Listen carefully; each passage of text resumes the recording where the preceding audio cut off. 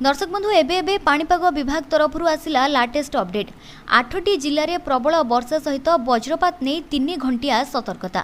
आगामी 3 घंटा पर 8टी जिला को प्रबल वर्षा नहीं येलो अलर्ट जारी करिछि आंचलिक पाणीपाग विभाग। यह सब जिलागुड़िक है भद्रक, केन्दुझर, मयूरभंज, बालेश्वर, केन्द्रापड़ा, जगतसिंहपुर, पुरी, जाजपुर, भुवनेश्वर में मध्य प्रबल वर्षा हेबा नहीं अलर्ट करिछि पाणीपाग विभाग। आगामी 3 घंटा मध्य यह सब जिले में वर्षा वज्रपात हेबो बोली जଣାपड़िछि। एठिकार तलिया अंचल जलमग्न होई पारे बोली पूर्वानुमान करिछि पाणीपाग विभाग। वज्रपातरू रक्षा पाइबा पई लोकंकु एही समय घरु न बाहरिबा सहित बाहरे थिबा लोकंकु निरापद स्थानकु जिबाकु विभाग पक्षरु परामर्श दिया जाइछि।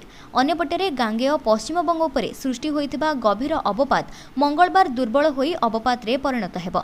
मंगलबार ठारू एहार प्रभाव रहिबनी एवं पाग प्रायतः सुखिला रहिबो। 17 एवं 18 तारिख रे विशेष वर्षा नाही एवं अल्प किछि स्थान रे कां भां वर्षा होई पारे। आसंता 23 तारिख रे उत्तर पश्चिम बंगोपसागर में लघुचाप सृष्टि हो पारे। स्वयं जलवायु एवं परिवेश केन्द्र निर्देशक डॉक्टर शरद साहू यह पूर्वानुमान करिसेंति। आसंता 22 तारिख रे उत्तर पश्चिम बंगोपसागर एवं पश्चिम बंग संलग्न अंचल उपरे एक घूर्णिबलय सृष्टि हेबो।